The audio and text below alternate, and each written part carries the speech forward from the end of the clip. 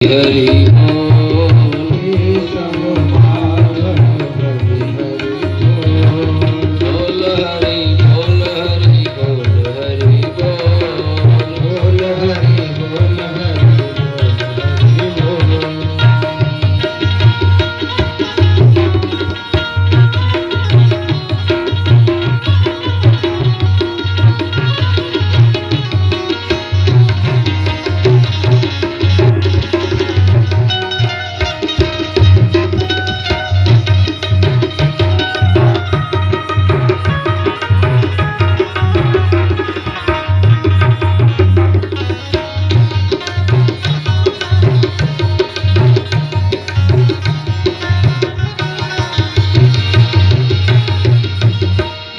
प्रभु का है सुखकारी, नाम प्रभु का है सुखकारी, नाम प्रभु का है सुखकारी, नाम प्रभु का है सुखकारी।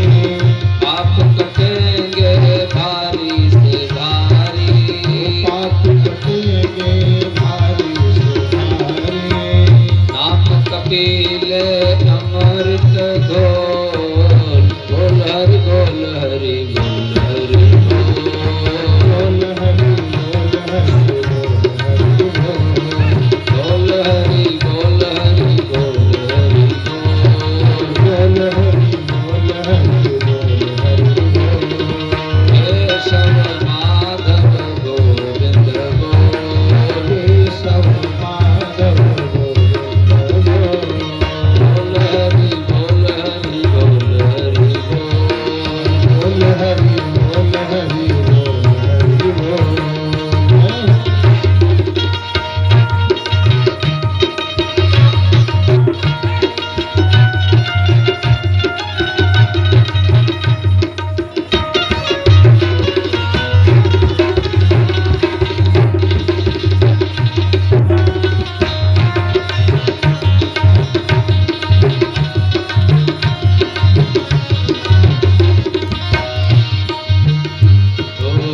शबरी अहिल्या सदन कसाई, शबरी अहिल्या सदन कसाई, शबरी अहिल्या सदन कसाई, शबरी अहिल्या सदन कसाई। नाम जपन ते मोक्ति पाई, नाम जपन ते मोक्ति पाई। नाम की महिमा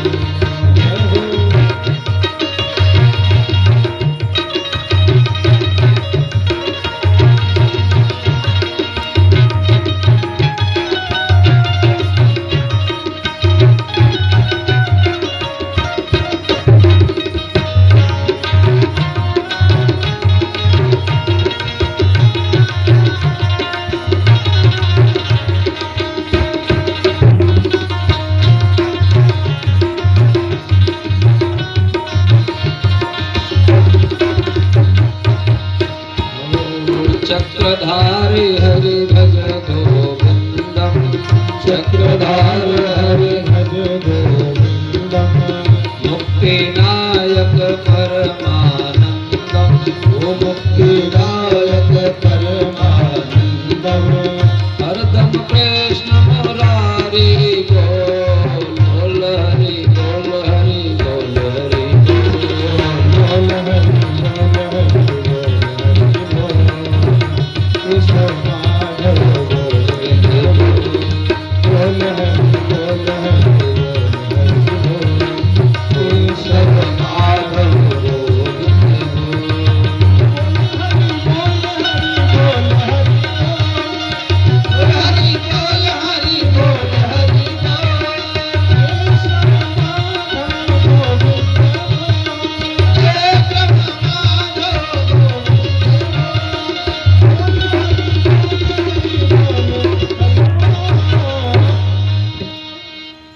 जगत जननी जगदम्बा भवानी की। अखिल कोटि ब्रह्मांड नायिका भक्त वांछा कल्पतरु राज राजेश्वरी मणिद्वीप निवासिनी जगत जननी जगदम्बा भवानी दुर्गा का परम पवित्र चरित्र श्रीमद् देवी भागवत महापुराण नवान्न पारायण सत्र अपने सत्र के द्वितीय चरण में प्रवेश कर चुका है। अतः भागवत महापुराण का आज दूसरा दिवस है। विगत कल की कथा के महात्म में भगवान वेदव्यास जी ने बताया कि आदि शक्ति जगदम्बा भगवती पारंबा ही मूल प्रकृति है और सब मनुष्य और देवता आदि उन्हीं की शरण में रह करके उन्हीं की शक्ति का माने उन्हीं का आश्रय लेकर के अपने कार्य को संपादित करते हैं। श्रीमद् देवी भागवत महापुराण के विषय में भगवान व्यास जी कहते हैं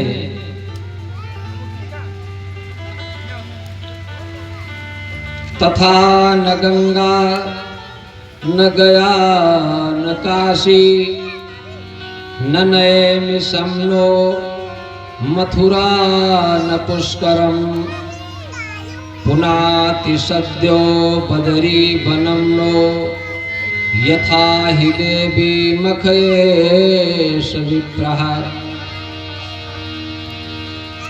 कहा कि महाराज जो कहीं नहीं जा सकते माने न गया जा सके न गंगा स्नान कर सके न काशी विश्वनाथ आदि का दर्शन कर सके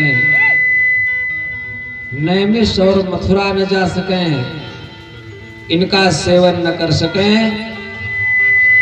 तो केवल भगवती का चरित्र जो श्रीमद् देवी भागवत महापुराण है उसका यदि श्रवण कर लेते हैं तो उनका कल्याण हो जाता है। किसी प्रकार का वैभव प्राप्त करना हो किसी प्रकार का व्यक्ति को सुख भोग आदि प्राप्त करना हो तो भगवती के चरित्र का श्रवण करने से वह प्राप्त हो जाता है। बाल ग्रह कृतम यच्च भूत प्रेत कृतम भयम देवी भागवतस्य श्रवणाद याति दूरतः। कहा कि बाल ग्रह का भय हो भूत प्रेतादिक भय हो तो देवी भागवत श्रवण आदि से सब दूर हो जाते हैं। जैसा कि मैंने कल के विषय में कल भी बताया था कि जो शुरू से लेकर के आखिरी तक नवान्न पारायण का 9 दिन देवी भागवत का श्रवण करता है उसके सारे भय और घर के और मन के सारे उपद्रव दूर हो जाते हैं। बस नियम बना करके भगवती की कथा का श्रवण करना है और प्रेम पूर्वक विश्वास के साथ समय पर आना है और समय पर कथा श्रवण करके प्रसाद लेकर के विराम होने के बाद ही घर को जाना है। ऐसा नियम बना करके जो भगवती की शरण में आते हैं तो आदि शक्ति जगदम्बा भगवती उनको हर प्रकार के उपद्रव से दूर कर देती हैं। और यस्तु भागवतम देव्याः पठेद भक्त्या शृणोति वा धर्म अर्थ च कामं च मोक्षम च लभते नरः। कहा इसमें पुरुषार्थ चतुष्टय की प्राप्ति होती है। अर्थ धर्म काम और मोक्ष ये चारों की प्राप्ति होती है व्यक्ति को। और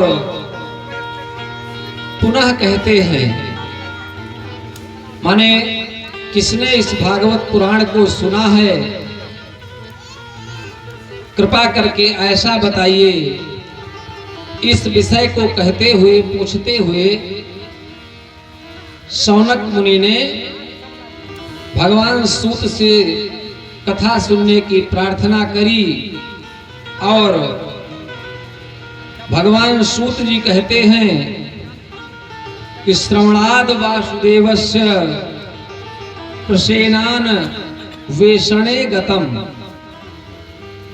कहा जब प्रसेन के विषय में कलंक लगा था भगवान कृष्ण को,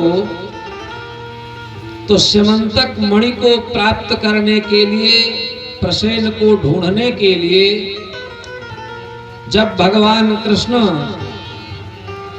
गए थे, बहुत दिनों तक लौट करके नहीं आए, तो श्री वसुदेव और देवकी ने श्रीमद् देवी भागवत महापुराण का ही श्रवण किया था। और यही जगदम्बा भगवती या देवी सर्वभूतेषु शक्ति रूपेण संस्थिता, शक्ति के रूप में भगवान श्री कृष्ण में प्रविष्ट भई और जाम्बवान को मार करके जाम्बोती को लेकर के भगवान कृष्ण वापस लौटे थे। माने जो चराचर जगत के स्वामी हैं वो भी जगदम्बिका को शक्ति के रूप में प्राप्त करना चाहते हैं, और भगवती शक्ति से ही उनके सारे कार्य संचालित होते हैं। इस प्रकार से कहा कि महाराज कृपा करके अब बताइए कि किस प्रकार से भगवान कृष्ण को जाम्बवान से युद्ध करना पड़ा और कैसे भगवती शक्ति के रूप में कृष्ण में प्रविष्ट हुई और वह जीत करके वापस आई। पुनः पूछा कि भगवान विधिना केन कस्माच्च देवी भागवतम श्रुतम। कहा कि किस विधि से देवी भागवत का श्रवण किया था और किस विधि से श्रवण करना चाहिए। तो सूत जी महाराज कहते हैं कि हे शौनकादिक मुनियों, सत्राजिद भोज वंशीयो द्वारवत्याम सुखम वसन सूर्याराधने युक्तो भक्तश्च परमः सखा। कहा सत्राजित जो है ये भोजवंशी उग्रसेन के अधीनस्थ राजा हैं, और ये सुख से जो है द्वारावत्याम द्वारिकापुरी में रहते हैं। और भगवान सूर्य के महाराज सत्राजित जो हैं ये सखा भी हैं और भक्त भी हैं। तो भगवान सूर्य ने प्रसन्न होकर के इनको महाराज एक स्यमंतक नाम की मणि दी थी, जिस मणि को पहन करके एक दिन सत्राजित द्वारिका की सभा में आए, और जब द्वारका की सभा में पहुंचने लगे, थोड़ी दूर ही रह गए थे भी सभा से, तो मणि द्वैदीप्यमान हो रही थी। उसका प्रकाश जो है सभा में बैठे हुए लोगों तक पहुंच रहा था। तो किसी यदुवंशी ने कहा, भोजवंशी ने, कि महाराज हमको लगता है आज की सभा में भगवान सूर्य नारायण पधारे हैं। तो भगवान कृष्ण ने कहा कि सूर्य देव नहीं आ रहे हैं, सूर्य के सखा और सूर्य के परम भक्त महाराज सत्राजित पधारे हैं, जो सूर्य के द्वारा प्राप्त मणि को गले में धारण करके आ रहे हैं। माने वो समंतक नाम की जो मणि थी वो सूर्य के समान ही प्रकाशित हो रही थी। सत्राजित महाराज आए और सभा में बैठ गए। जब सभा में बैठ गए तो चूंकि भगवान कृष्ण ने मणि का प्रभाव भी बताया, जो बताया कि महाराज ये 8 भार सोना पूजनोपरांत नित्य देती है। स्कंद पुराण के मुताबिक 64 मन होता है 8 भार।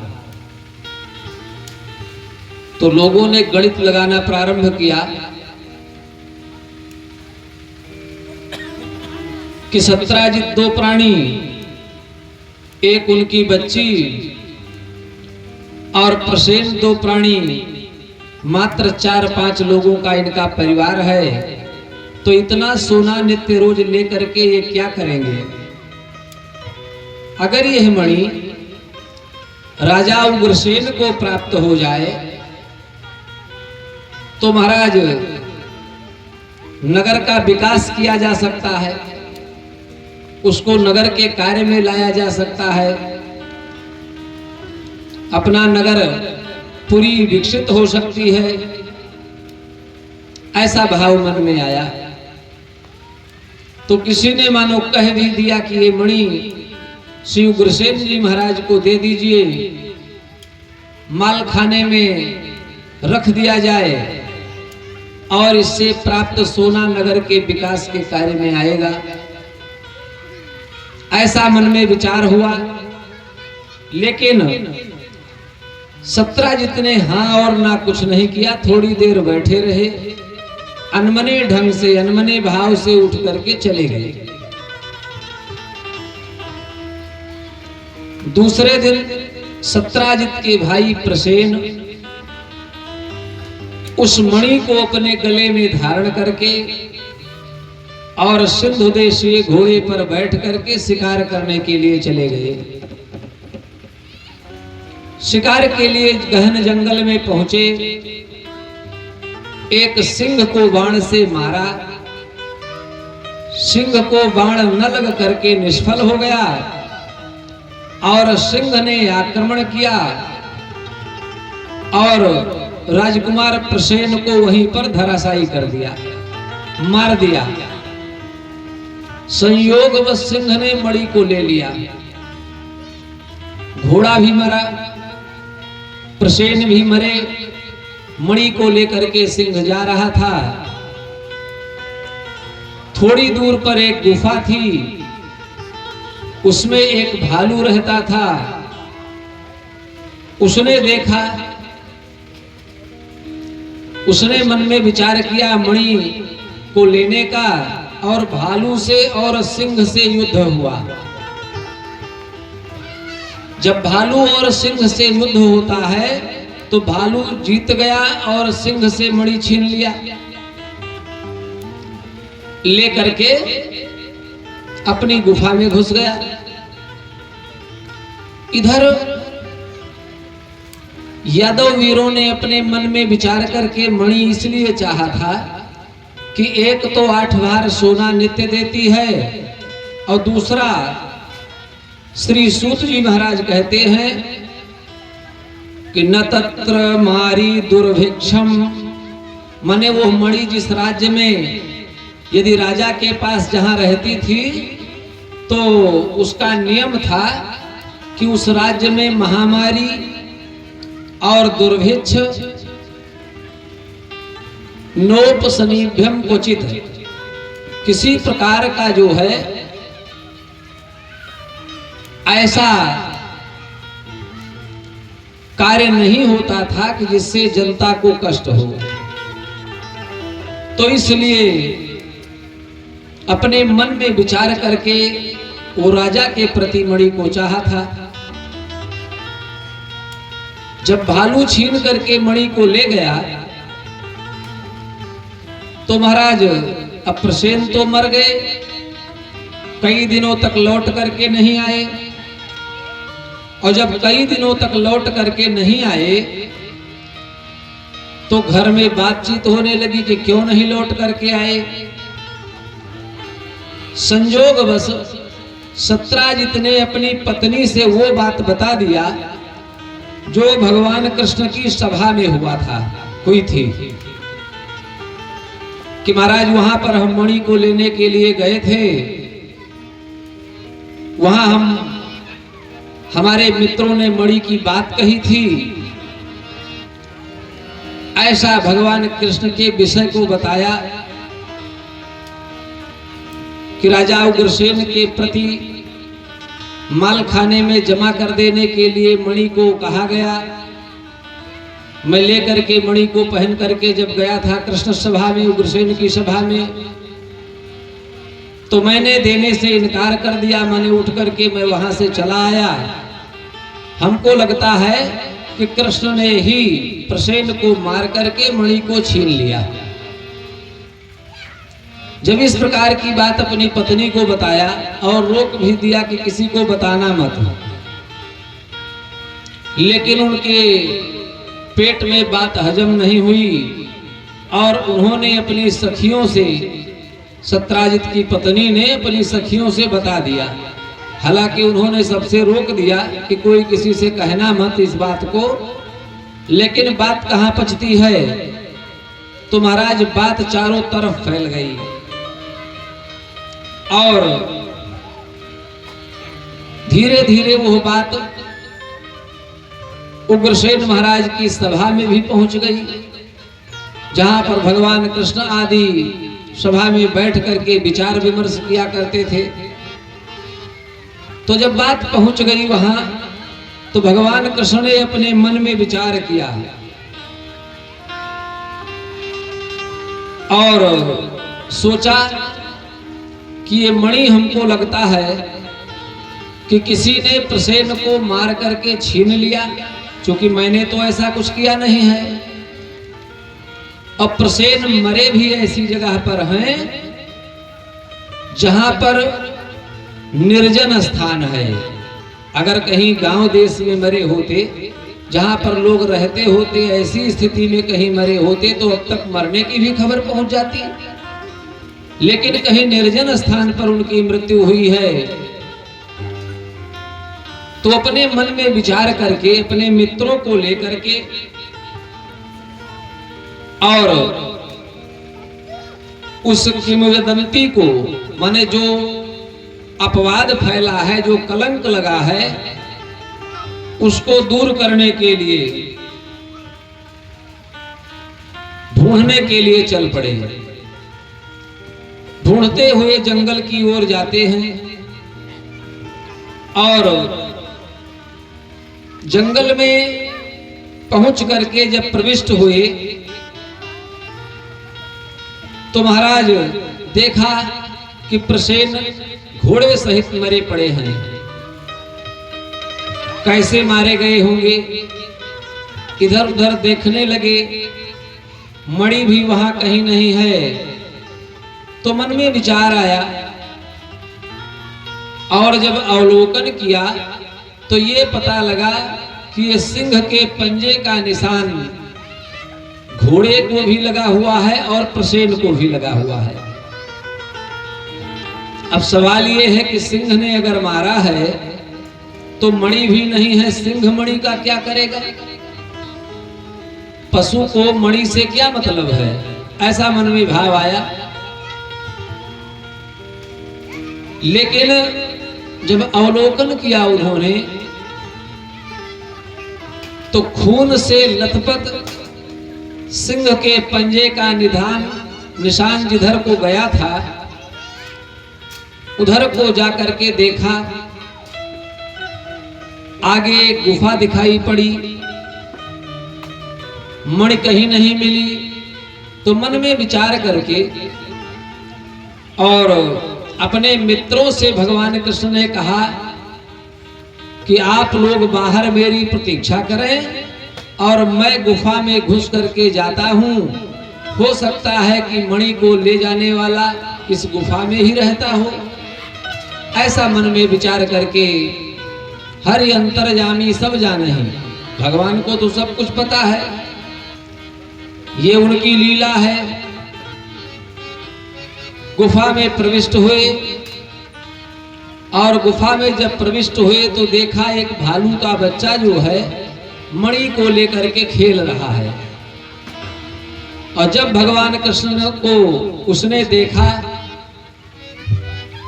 किरीट कुंडल पीतांबर आदि पहने हुए, तो पहले ऐसे मनुष्य को कभी देखा नहीं था। तो जो बच्चे की धाय थी माने नौकरानी, वो चिल्ला करके भागी बड़े जोर से। और जब वो चिल्ला करके भागती है तो अंदर से भालू निकलता है। और उसने जब भगवान कृष्ण को देखा तो अपने मन में विचार किया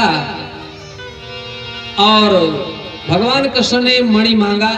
कहा ये मणि हमको चाहिए, इसी को हम लेने के लिए आए हैं, ये तुम्हें कहां से मिली? तो बताया, कहा कि महाराज ये मणि जो है ये मुझको सिंह से प्राप्त हुई है। मैंने पुरुषार्थ करके माने सिंह को मार करके ये मणि छीनी है। और यदि आपको मणि चाहिए तो मुझसे युद्ध करना पड़ेगा, लड़ना पड़ेगा। भगवान कृष्ण ने अपने मन में विचार किया कि ये मुझसे लड़ना चाहते हैं। तो भगवान कृष्ण ने कहा कि मुझे कलंक लगा है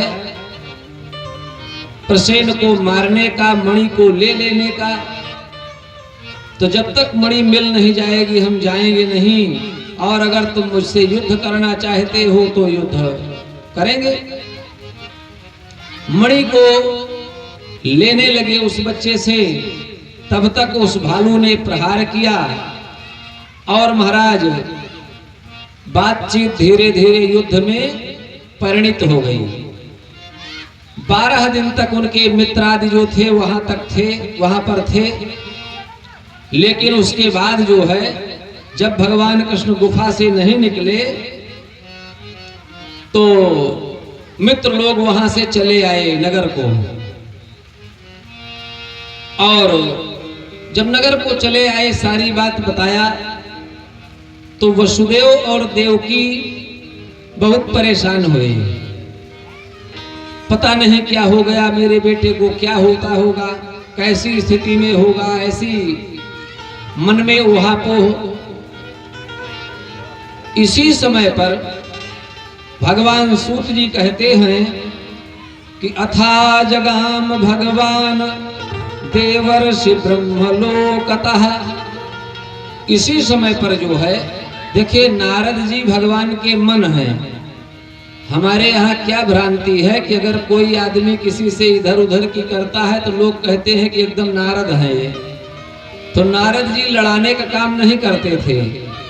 नारद जी भक्त और भगवान को मिलाने का कार्य करते थे।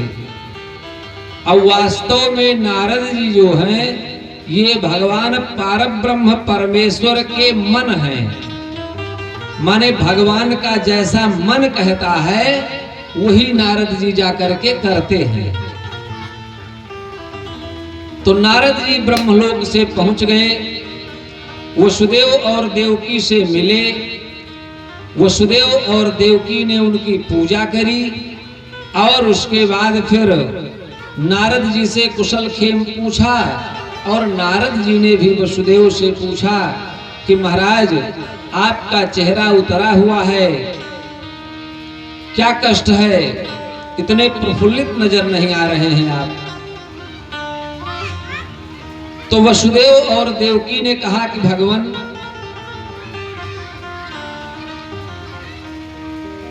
पुत्र कृष्ण मणि लेने के लिए गए हैं और एक गिरी कंदरा में प्रविष्ट हुए हैं। बहुत दिन हो गया वहां से बाहर नहीं निकले, सो पता नहीं किस स्थिति में हैं।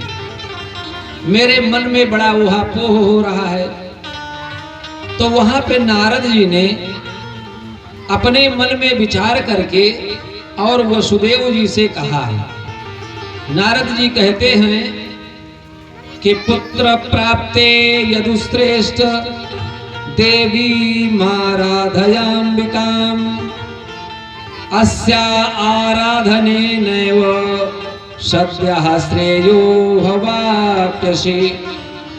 कहा कि यदि आपको पुत्र की अभिलाषा है कि कुशल से वो घर को वापस आवे, तो आप प्रेम पूर्वक अंबिका देवी की आराधना करिए।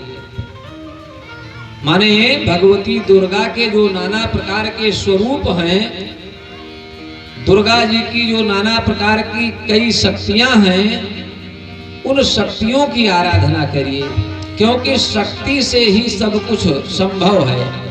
भूल के पूजा की था जय जय ज्योति मन की जगाली, तेरी आरती उतारूं बोली माँ। तो जो दे दे सहारा तेरे चरण का सारा, तेरे चरणों में मारूं बोली माँ। ओ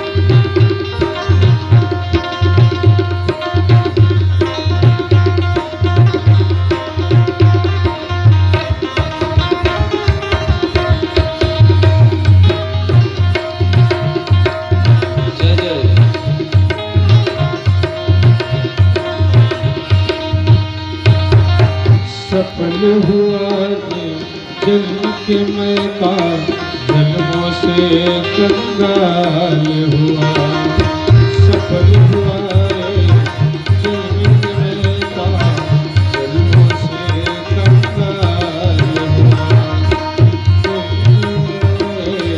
जन्म के मैं का जन्मों से कंगाल हुआ भक्ति का धन देके मैया भक्ति का धन देके मैया दिया बाला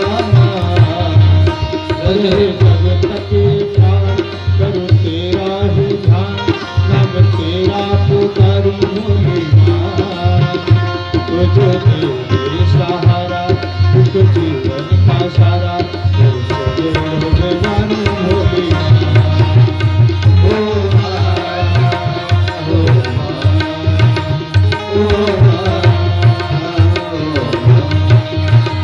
लेके पूजा की थाली व्यक्ति मन की जगाली आरती उतारो भोले तुझे दे सहारा सुख जीवन का सारा चलो में हर भोले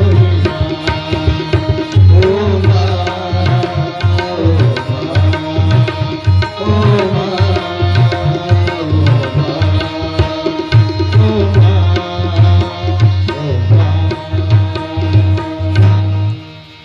बोले जगत जननी जगदम्बा भवानी की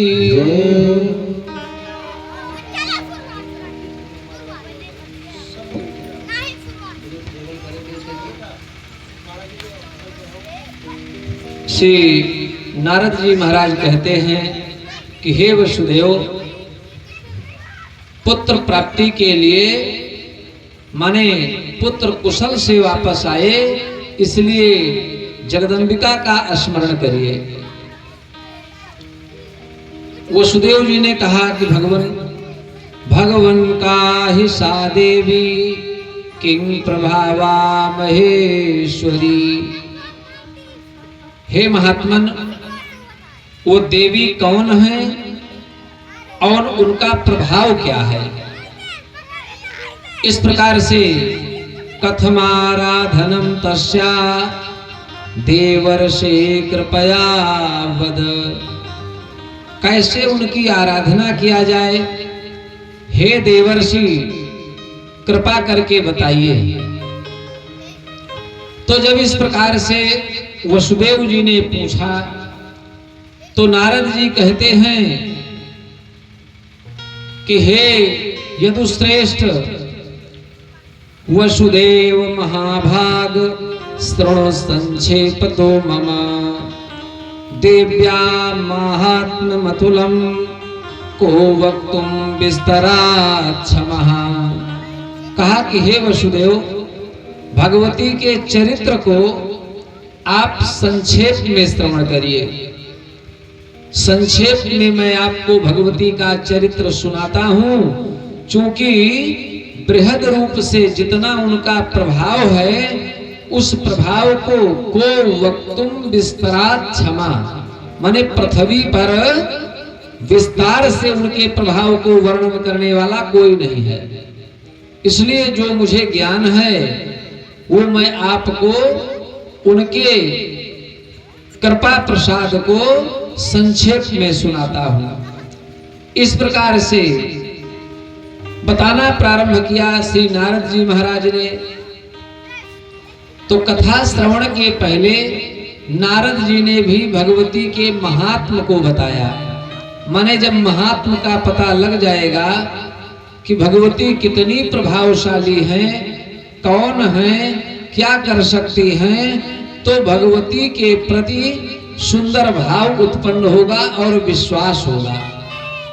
इस प्रकार से नारद जी कहते हुए यदाराधन तो ब्रह्म सृजतीदं चराचरम, कहा इन्हीं की आराधना करके श्री ब्रह्मा जी जगत की सृष्टि करते हैं।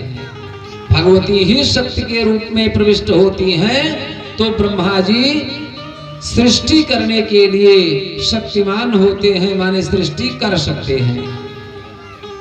और यांचा अस्तुत्वा विनुर्मुक्तो मधुकैटभ जात भयात। कहा विष्णु जो है इन्हीं की कृपा शक्ति को प्राप्त करके मधु और कैटभ को युद्ध में जीते थे। माने नारद जी विशिष्ट व्यक्ति की कथा सुनाते हैं। जो विशिष्ट व्यक्ति क्या है? सच्चिदानंद ही हैं। उनके विषय को कहते हैं। माने पालन करने वाले, सृष्टि करने वाले और संहार करने वाले, ये तीनों इन्हीं शक्ति के अधीन हो करके ही अपना कार्य संपादित करते हैं। माने जगत जननी जगदम्बा भगवती के अधीन ये त्रिदेव ब्रह्मा, विष्णु और रुद्र भी हैं। जो भगवती चाहती हैं वही ये त्रिदेव कर पाते हैं। चूंकि शक्ति गई तब मन पछतायो। जब शक्ति निकल जाती है शरीर से तो चाहे पुरुष हो, चाहे देवता हो, चाहे दानव हो, सब मुर्दे के समान हो जाते हैं।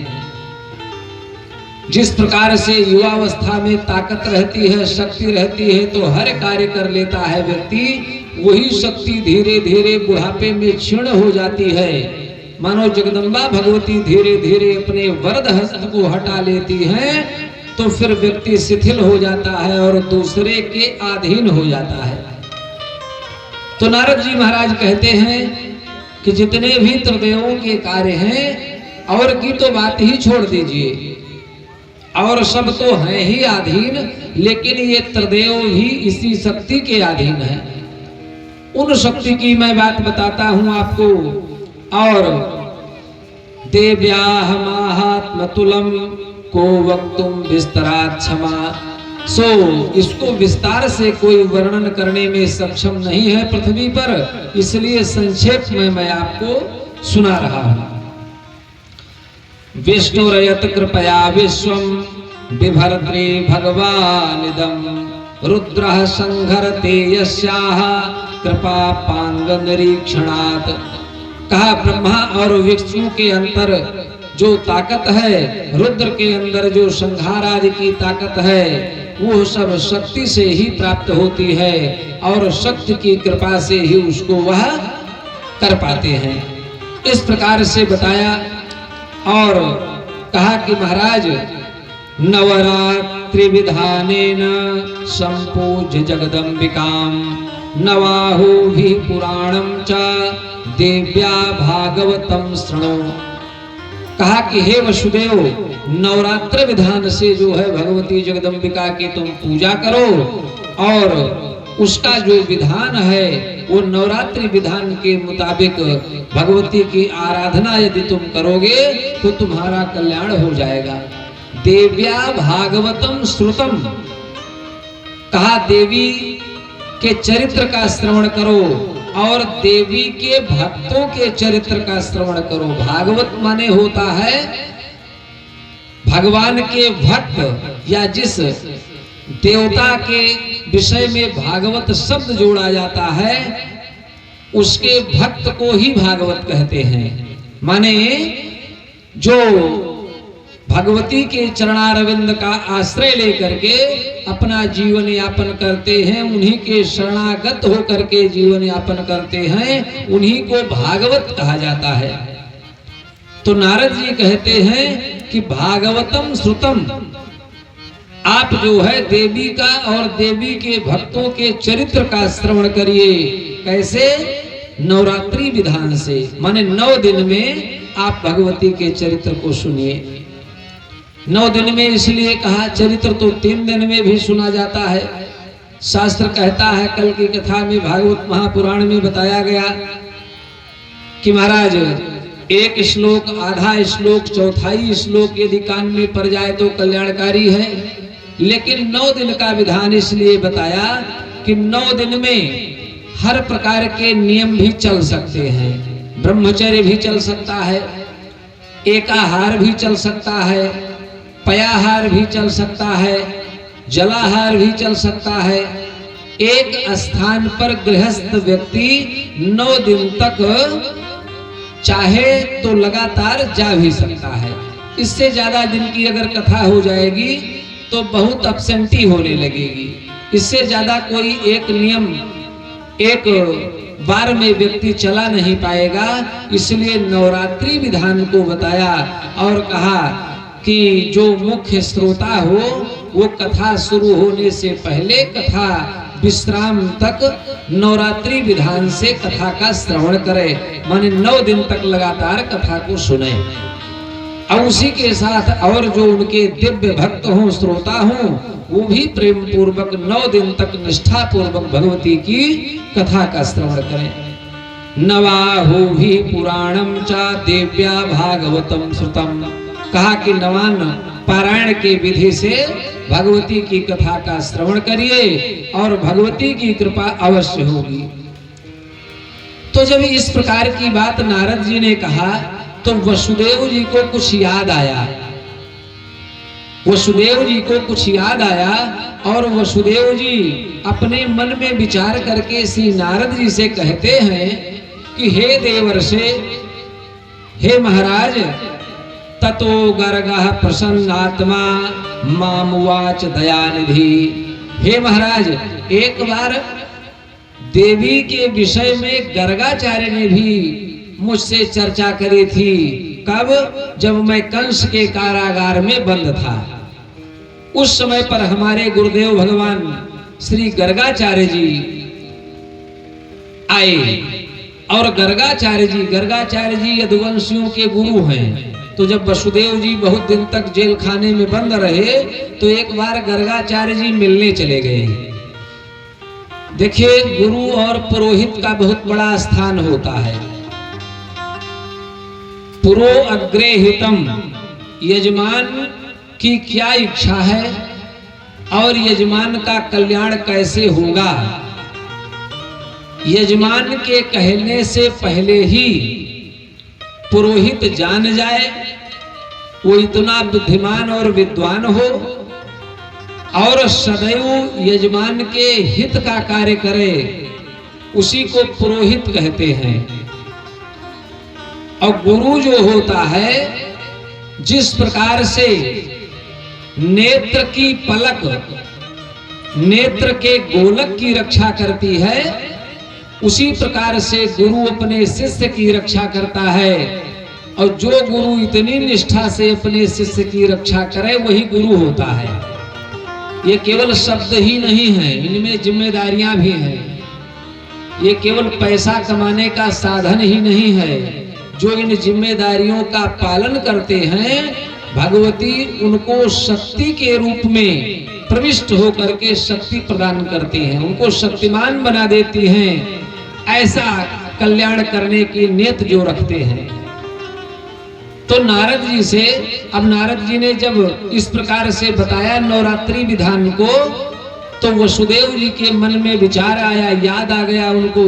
और नारद जी से कहा कि भगवान, कहीं ये वही देवी तो नहीं है जिनके विषय में जब हम कंस के कारागार में बंद थे तो गर्गाचार्य जी जो हमारे गुरुदेव भगवान हैं, उन्होंने आकर के बताया था। तो जब इस प्रकार से कहा तो वसुदेव जी महाराज कहते हैं, चूंकि गर्गाचार्य जी ने वसुदेव महाभाग शृणु तत् साधनम परम, गर्गाचार्य जी ने जेल में जब हम बंद थे तो आकर के कहा कि हे वसुदेव, आपको जेल से छुड़ाने के लिए और सुंदर पुत्र को प्राप्त करने के लिए एक साधन बताता हूं। चूंकि मैंने कल की कथा में बताया था कि वेदव्यास भगवान कहते थे, मृतवत्सा चयांगना, जिनके बच्चे पैदा हों और मर जाएं, उनके भगवती की उपासना करनी चाहिए। कभी कभी ऐसा होता है कि संतानोत्पादन होती है, संतान पैदा होते हैं लेकिन वो बचते नहीं, मर जाते हैं या मार दिए जाते हैं, तो उन्हें देवी की उपासना करनी चाहिए। तो जब 6 पुत्रों को मार दिया कंस ने, तो गर्गाचार्य जी ने आकर के इसे देवी मख के विषय में बताया वसुदेव जी को। और वसुदेव जी से कहा कि हे महाराज, वसुदेव महाभाग शृण तत् साधनम परम, या सा भगवती दुर्गा भक्त दुर्गति हारिणी। कहा भगवती दुर्गा हैं जो भक्त के दुर्गति का हरण करने वाली हैं, और आपकी पत्नी मृतवत्सा हैं, माने संतान पैदा होती है रहती नहीं है, मृत्यु को प्राप्त हो जाती है कंस के द्वारा, तो दूसरा कोई बचा ही नहीं सकता उनको। आप प्रेम पूर्वक भगवती दुर्गा की शरण में जाइए और उन्हीं की पूजा करिए, तो आपको चिरंजीवी पुत्र की प्राप्ति होगी। ये गर्गाचार्य जी ने आकर के बताया, गुरुदेव भगवान ने वसुदेव जी को। तो नारद जी जब नवरात्रि विधान से कथा श्रवण करने के लिए, पूजन करने के लिए कहते हैं, तो वसुदेव जी को ये याद आ गया। तो वसुदेव जी बताते हैं कि महाराज, कहीं वही दुर्गा पूजा के विषय में तो आप नहीं कह रहे हैं। तो गर्गाचार्य जी ने जो बताया था, वसुदेव जी कहते हैं कि मैंने कहा गर्गाचार्य जी से, कहा कि भगवान, हम तो बंदी खाने में बंद हैं, हम कैसे पूजा कर सकते हैं, हम तो पराधीन हैं, ना हमारे पास पूजा का कोई साधन है और ना हमारे पास पूजा का समय है। कब कंस आधम के और कब कौन सा आदेश देने लगे, कब हमको प्रताड़ित करने लगे, और हमारा कोई नियम कानून चल नहीं पाएगा पराधीन होने के कारण। सो हे भगवान, कोई कृपा करके आप ही हमारे इस कष्ट को दूर करिए। अथ गर्ग मुनि प्रीत्या मया संप्रार्थितो अगमत। कहा कि गर्गाचार्य जी से जब मैंने प्रार्थना किया तो विंध्याद्रि ब्राह्मणैः सह, वो कई ब्राह्मणों को लेकर के और गर्गाचार्य जी विंध्य पर्वत पर चले गए। और विंध्य पर्वत पर जब पहुंचे तो भगवती जगदम्बिका की स्तुति करने लगे और प्रेम पूर्वक भगवती की पूजा करने लगे। और ततः समाप्ते नियमे वाग्वाचा शरीरिणी। जब नियम समाप्त हो गया, नवरात्रि विधान से पूजा संपन्न हो गई, तो वाग्वाचा माने आकाशवाणी हुई। वाणी के रूप में भगवती प्रकट भई और भगवती ने प्रसन्नाहम मुने कार्य सिद्धिस्तौ भविष्यति।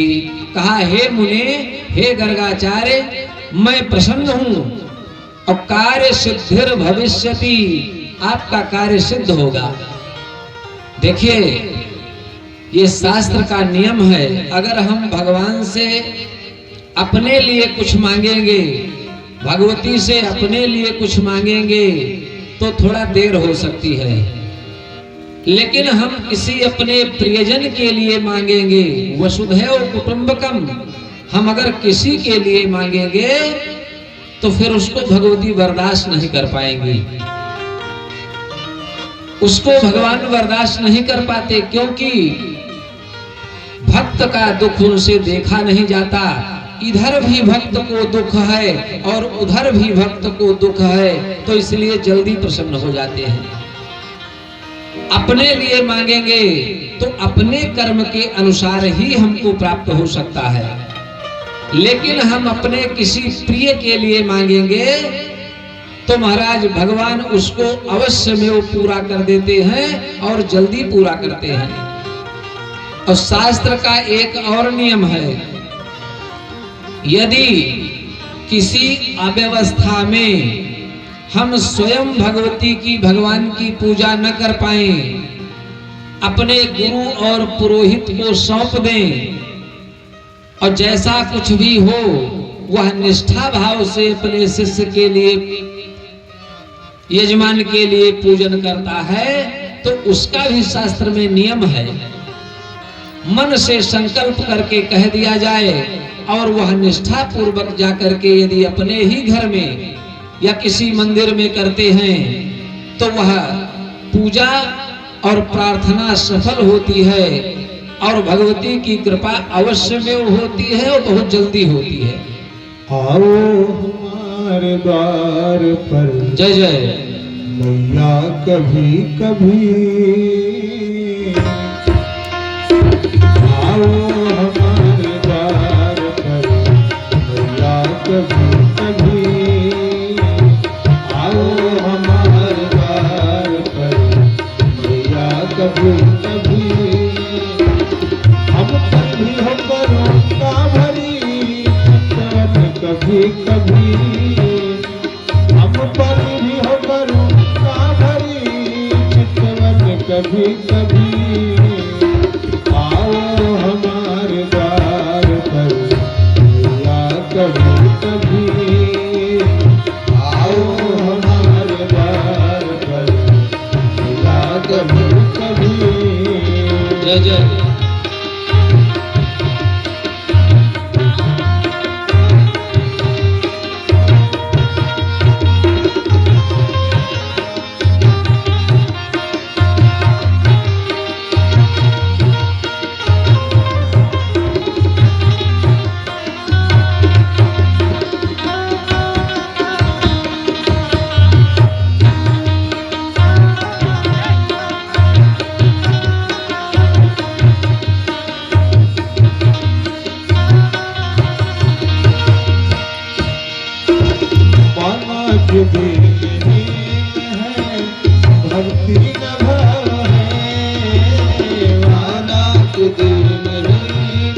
जय जय।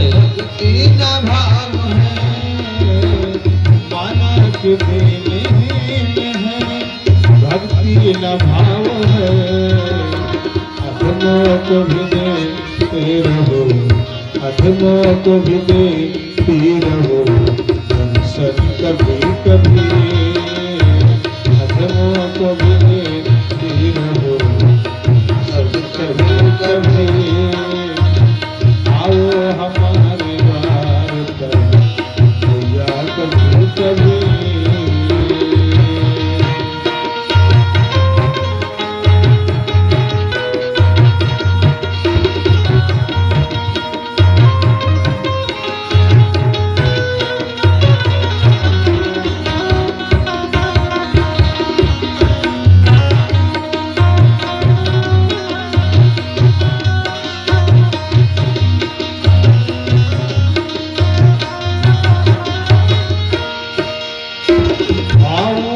ऐसे रूप में पहचान ले तुम्हें, आओ के ऐसे रूप में पहचान ले तुम्हें, आओ कि ऐसे रूप में पहचान ले तुम्हें।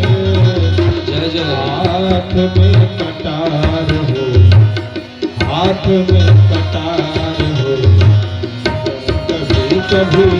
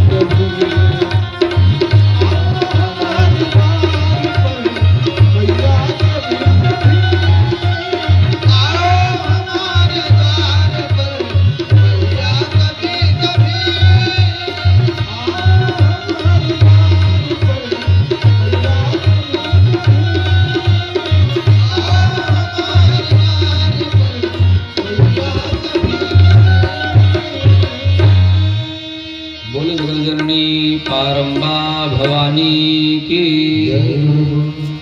भगवती आकाशवाणी के रूप में ये कहती हैं गर्गाचार्य जी से कि आप चिंता न करें, आपका जो मनो अभिलषित है वह मैं पूर्ण करूंगी।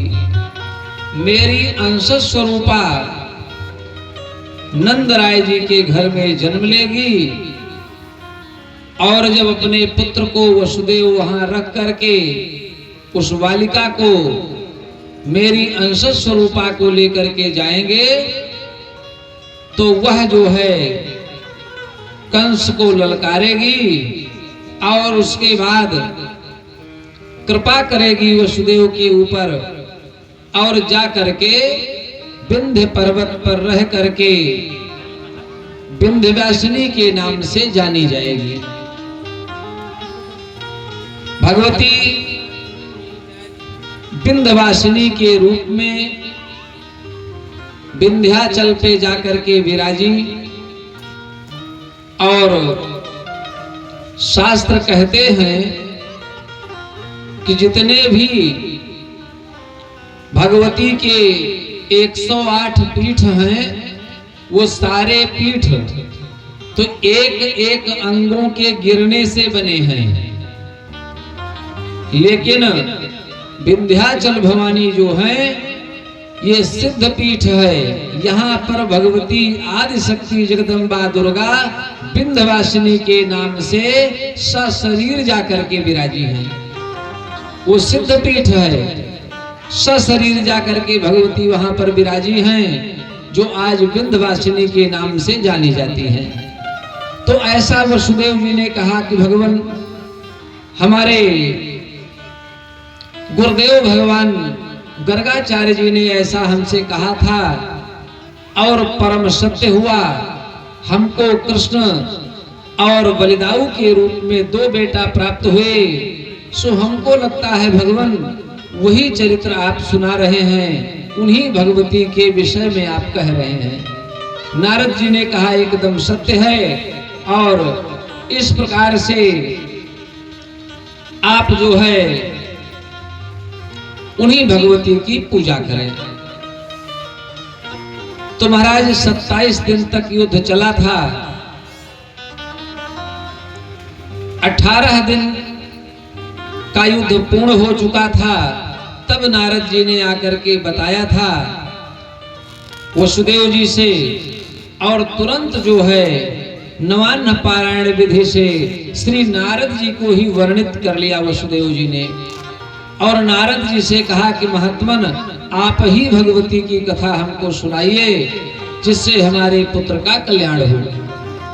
तो श्री नारद जी प्रेम पूर्वक 9 दिन तक भगवती की कथा सुनाए, और जिस दिन होम और ब्राह्मण भोज होने का समय था और नारद जी को प्रणाम करके ब्राह्मणों को पुष्कल दक्षिणाएं दे करके वसुदेव जी महाराज विदा कर रहे थे, नवान्न पारायण के अंत में उसी समय पर भगवान कृष्ण जाम्बवान को जीत करके और उनकी बेटी जाम्बवती को पत्नी के रूप में लेकर के वहां पर पहुंच गए। बड़ा उल्लास हुआ, और जिस समय पर नवान्न पारायण पूर्ण हुआ था, माने कथा विश्राम हुआ था, पूर्णतया हुई थी कथा की, उस समय पर जगत जगनी जगदम्बा भगवती जो है प्रेम पूर्वक शक्ति के रूप में जाकर के प्रविष्ट हुई थी भगवान कृष्ण के अंदर, और एक मुष्टिक के प्रहार से जाम्बवान को ढेर कर दिया था भगवान कृष्ण ने। माने जो ये भगवती हैं यही शक्ति के रूप में जब तक शरीर में विद्यमान रहती हैं तब तक जीव शक्तिमान रहता है, सब कुछ करने में समर्थ रहता है, और शक्ति गई तब मन पछतायो। जब शक्ति के रूप में धीरे धीरे भगवती अपना वरद हस्त हटाने लगती हैं तो व्यक्ति की जीव की जरावस्था आ जाती है, और उस समय पर वो अपनी करवट बदलने में भी असमर्थ हो जाता है। ये आदि शक्ति जगदम्बा भगवती ही है जो शक्ति के रूप में विद्यमान है, और मनुष्य मात्र जीव मात्र चलायमान है। नारद जी कहते हैं कि ये मनुष्य ही नहीं, जो त्रिदेव हैं ये उनकी शक्ति है। त्रिदेवों में भी जगदम्बिका भगवती शक्ति के रूप में विद्यमान है, तभी त्रिदेव उद्भव स्थित और संहार का कार्य कर पाते हैं, अन्यथा उनमें कोई सामर्थ्य नहीं है। अभी आगे की कथा में भगवान वेद व्यास जी बताएंगे कि शक्ति के सामने त्रिदेवों की क्या स्थिति है। आचार्य सूत जी महाराज कहते हैं कि इस प्रकार से महाराज प्रेम पूर्वक भगवान कृष्ण लौट करके स्यमंतक मणि को और साथ में जाम्बवती को लेकर के आए हैं। तो महाराज यही शक्ति सब प्रकार से संसार में रह करके और संसार के कार्यों को संचालित करती हैं। ऐसा कह करके उसके बाद महाराज कलंक से मुक्ति प्राप्त किया उन्होंने। मानो भगवान के ऊपर भी स्यमंतक मणि को प्रसेन का वध करके छीन लेने का आरोप लगा था, कलंक लगा था। और जगत जननी जगदम्बा भगवती की कृपा से ही वासुदेव भगवान कृष्ण को कलंक से मुक्ति की प्राप्ति हुई। आचार्य अगस्त्य जी के मन में एक बार विचार आया। भगवान सूत जी कहते हैं कि हे शौनकादिक मुनियों, देवी भागवतम नाम पुराणम परमोत्तमम त्रैलोक्य जननी साक्षात् गीयते यत्र शाश्वती।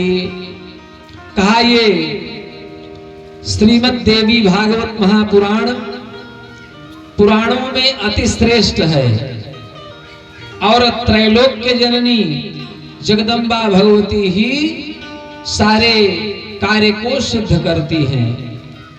एक बार देवी भागवतम नाम पुराणम परमोत्तमम, परम उत्तम पुराण देवी भागवत को सुनने के लिए श्री अगस्त्य जी महाराज, जिनको लोपा मुद्रापति भी कहा जाता है और कुंभज भी कहा जाता है, ये वशिष्ठ के साथ कुंभ से इनकी उत्पत्ति हुई थी, इसलिए इनको कुंभज भी कहा जाता है।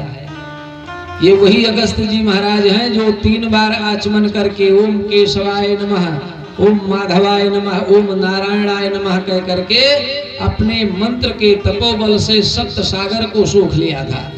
अगस्त्य जी के मन में भगवती शक्ति का चरित्र सुनने की इच्छा हुई, तो महाराज ये प्रेम पूर्वक जो है कार्तिकेय महाराज के पास पहुंच गए।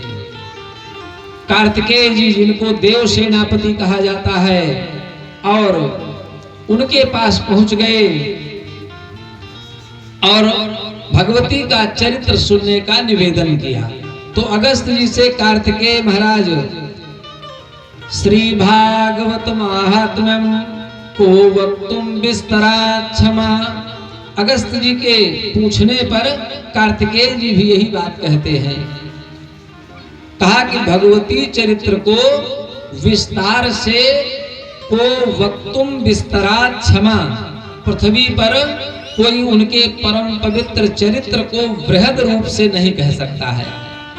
केवल सब लोग अपनी मति और गति के अनुसार संक्षेप में ही कहते हैं। श्रृणु संक्षेप तो ब्राह्मण कथयिष्यामि साम्प्रतम।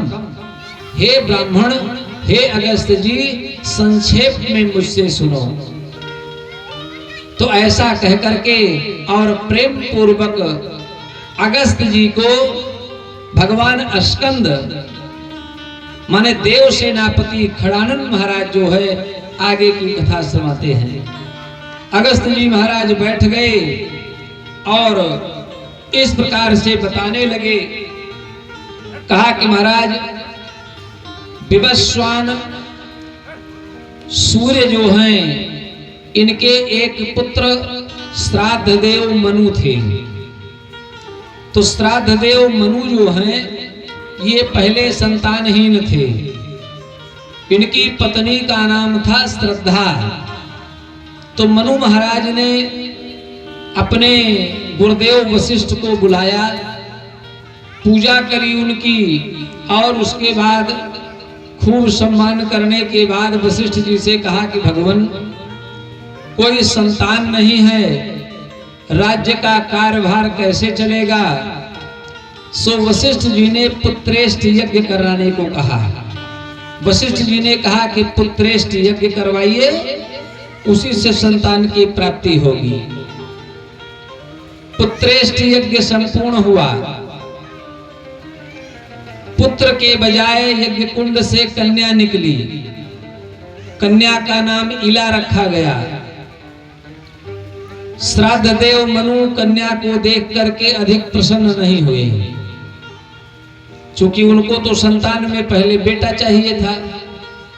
जैसे हम लोग भी सोचते हैं कि पहले अगर बेटा हो जाए तो जल्दी से जल्दी पिता के कंधे में कंधा मिला करके कुछ साथ काम करने वाला हो जाएगा, वंश वृद्धि के साथ साथ धन वृद्धि भी होगी और पिता को एक सथुआ मिल जाएगा।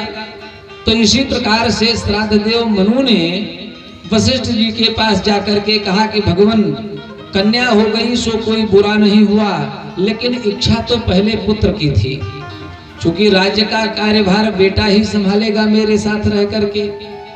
तो वशिष्ठ जी ने अपने योग मार्ग से देखा तो उसमें होता का व्यतिक्रम पाया। होता का व्यतिक्रम माने जो यज्ञ में आहुति देते थे, वो जब संकल्प लेने लगे कि किस कार्य के लिए हम ये यज्ञ प्रारंभ कर रहे हैं, तो श्राद्ध देव मनु की पत्नी जो श्रद्धा देवी थी, उन्होंने जाकर के होता के कान में कहा कि बाबा हमको पुत्र नहीं पुत्री चाहिए। और जब कहा पुत्री चाहिए तो संकल्प से ही सब कुछ प्राप्त होता है। संकल्प माने भगवान से मांगना, संकल्प माने जो हम कह रहे हैं उसको पूर्ण करेंगे, तो जो कार्य कर रहे हैं संकल्प करके उसको हम पूर्ण करेंगे, तो जो हम चाह रहे हैं वही हमारा कार्य भगवती पूर्ण करेंगी। वशिष्ठ जी ने देखा कि होता का व्यतिक्रम है, तो कैसे हुआ, होता ने सारी बात बताया। वशिष्ठ जी ने अपने तेज के प्रभाव से उस बालिका को माने इला को बालक बना दिया, पुत्र बना दिया। मनु महाराज प्रसन्न हो गए। बालक का पालन पोषण होने लगा। चूंकि जब बालक बने तो नाम हो गया उनका सुद्युम्न। तो सुद्युम्न की सेवा शुश्रूषा होती गई, बड़े हो गए। एक दिन सिंधु देशीय घोड़े पर बैठ करके शिकार करने के लिए गए। सिंधु देशीय घोड़े पर बैठ करके शिकार करने के लिए गए। तो महाराज वहां पर एक स्थान पर पहुंचे तो पुनः स्त्रीत्व को प्राप्त हो गए, माने पुनः स्त्री हो गए। घोड़े घोड़ियां हो गई, सैनिक जो है सब महिलाएं हो गई, स्त्रियां हो गई। एक दूसरे को देखने लगे, बड़े आश्चर्यचकित अचंभित हो गए सब लोग। इधर उधर भागने लगे अपने आप को छुपाने के लिए। और इधर सुद्युम्न जो स्त्री बन गए, ये इधर उधर भागते हुए उसी जंगल में चंद्रमा कुमार बुध का आश्रम था और बुध के आश्रम में पहुंच गए। जब बुध के आश्रम में पहुंच गए तो एक दूसरे का चित्ताकर्षण हुआ और वहीं पर जो है महाराज सुद्युम्न जो स्त्री के रूप में हैं और चंद्र कुमार बुध का विवाह हो गया उन्हीं के आश्रम में। 1 वर्ष तक रहे साथ में। पुरुरवा नाम का एक पुत्र भी पैदा हो गया चंद्र कुमार बुध के द्वारा। उसी समय पर मन में विचार आया स्त्री बने सुद्युम्न को कि बड़ा गड़बड़ हो रहा है, राज्य कैसे चलेगा। सुधि आई। धीरे धीरे ढूंढते हुए अपने भगवान वशिष्ठ गुरुदेव के आश्रम पर पहुंचे। और जब कुमार सुद्युम्न स्त्री बने गुरुदेव वशिष्ठ के आश्रम में पहुंचे तो जाकर के वशिष्ठ जी से सारी बात बताई। तो वशिष्ठ जी अपने मन में विचार करके और कहा कि आप चिंता मत करिए। ऐसा उनको प्रबोधित करके और प्रेम पूर्वक जो है